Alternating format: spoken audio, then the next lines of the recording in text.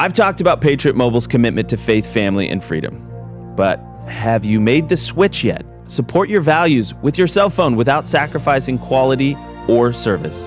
Worried about coverage? Don't be. Patriot Mobile uses all 3 major U.S. networks. If you have cell phone service today, you can get service with Patriot Mobile. Think switching is hard? It's not.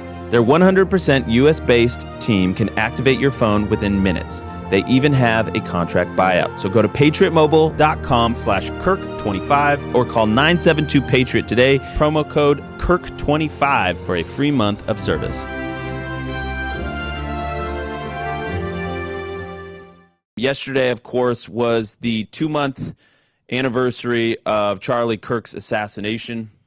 And we had a campus tour event, the final one of the This Is the Turning Point tour. We rebranded it after Charlie's assassination.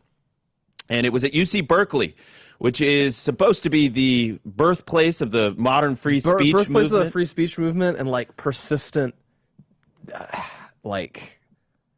layer of the worst, most, like, wretched elements of the ones that haven't moved to Portland or Seattle. Yeah, Charlie visited the campus a few times. I was with him on one occasion, and we were struck by just this prevailing sense of nihilism and of depression. It's a very, I think, a dark place, but there are great people there, and Antifa swarmed our event last night. It became a massive news story, as most of you probably have heard by now. And I want to get right into it because we have Lila Yusuf. She is part of our Cal Berkeley TPUSA chapter there. She's a second-year law student, and she was stuck in the mob, had glass bottle and paint thrown on her. And I want to welcome her to the show to give us her firsthand account of what she saw and witnessed. Layla, welcome to the show. Thank you so much. Good morning.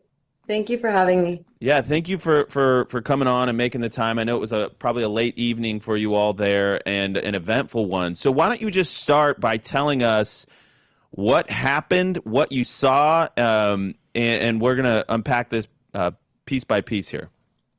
Sure. It was absolutely a horrible experience with the Antifa protesters. Pretty much I finished class around 5:30. I walked over from the law school, and kind of it was clear that there were 2 different groups. It was the Antifa and the violent protesters carrying their signs. At that point, they had already started mocking Charlie Kirk's death, shouting slurs like Nazi, fascist to anyone walking by, wearing a MAGA hat or anything with the American flag on it. I saw people stepping on U.S. flags. And so then I ended up joining this line of people to enter when all of a sudden I start hearing 3 loud booms, and it sounded as if it was almost a bomb or gunshots going off. I later found out it was, I believe, some car revving or fireworks. And then all of a sudden I see a glass bottle being thrown above the crowd at the police officers. And all of a sudden the police officers, they kind of get into a formation, they put their visors on, and that's when the glass bottles getting thrown on us. And so I, at the time, was standing with a police officer. I was the first person in line in the barricade that at the time was open. So I ran through the barricade and I ran through the 2 lines of police officers, and I kind of hid beneath the police officers to be protected from a glass shard and bottle that was almost a few inches from my head. Yeah, and so just so everybody's clear about what actually happened, and you were so close to it that you probably didn't understand the tactical formations that were happening. So these Antifa people, and I've got the whole rundown from our team, these Antifa thugs tried to basically block off the one entrance to the venue. And we could show the flyers. So this was a coordinated assault on this event. The flyers, what is the image, folks? I saw it here just a second ago. I want to put this up because I want people to understand.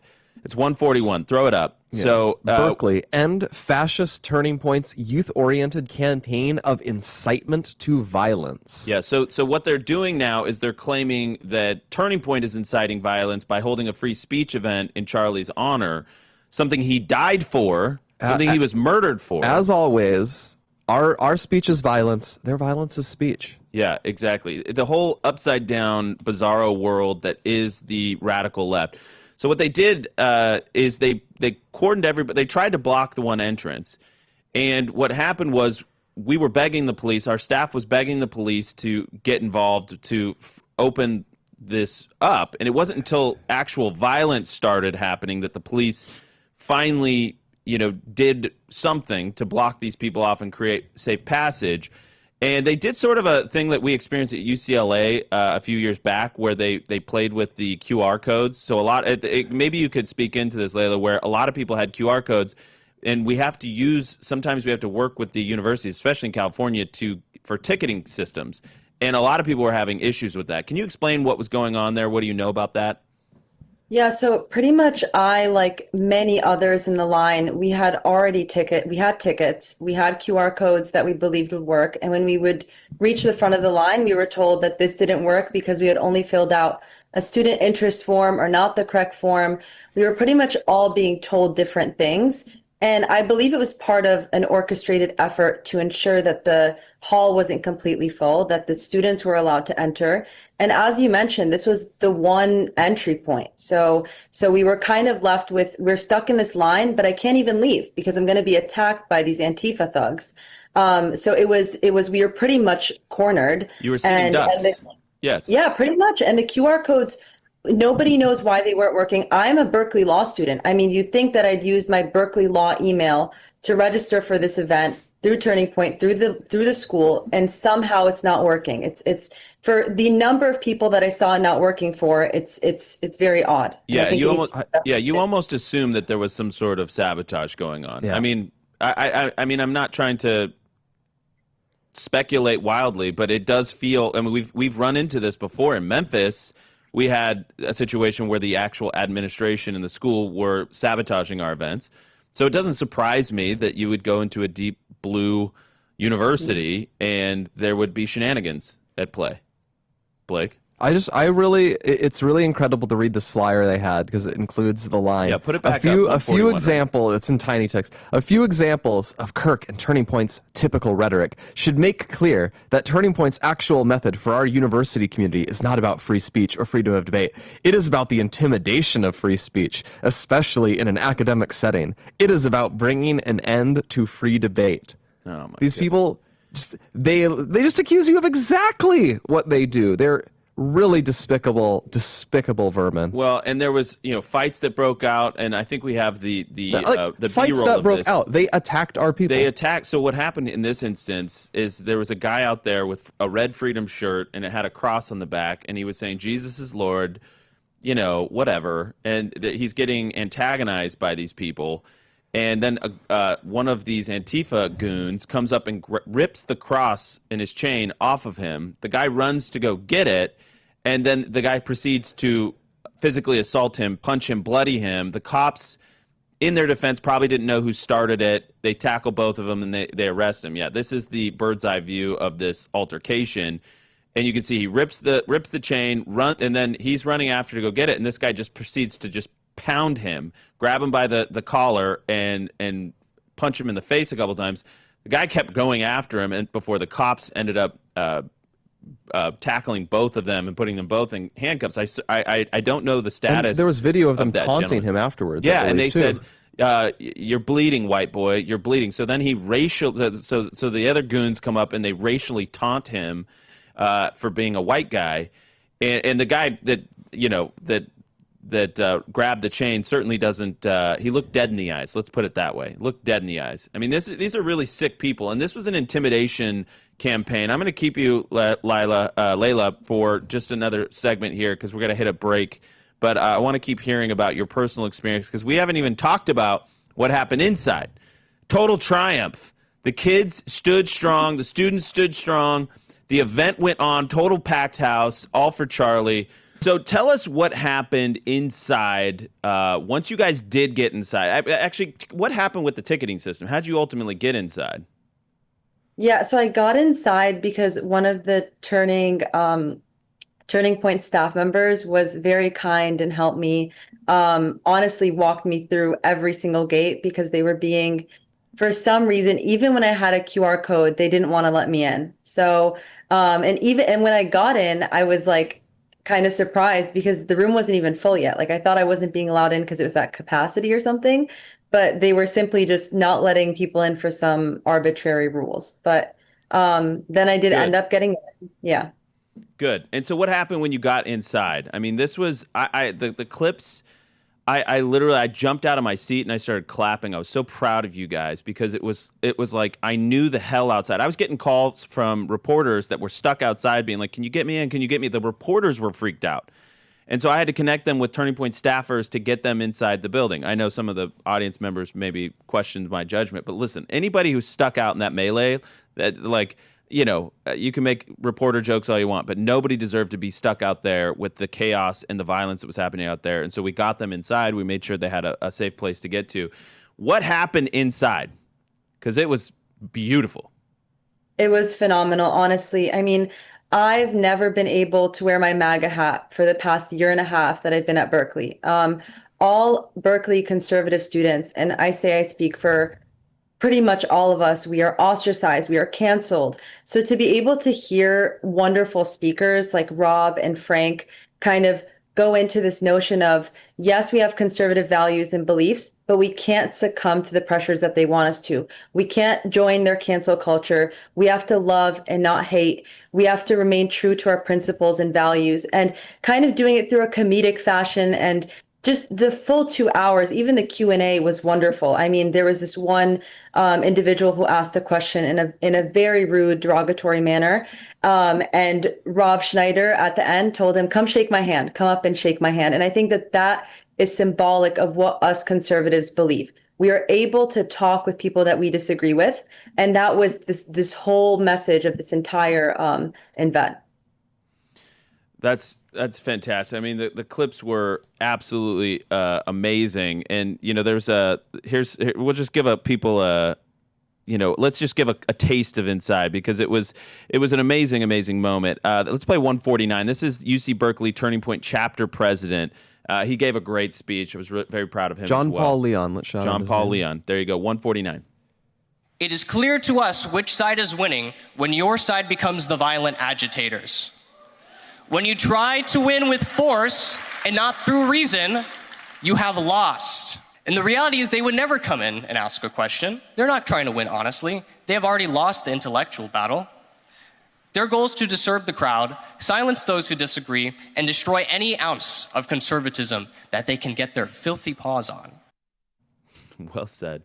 Lila, why don't you just sum it up? We got 2 minutes left here. What has happened in the wake of Charlie's assassination on UC Berkeley's campus? What are you noticing? Are you seeing more courage?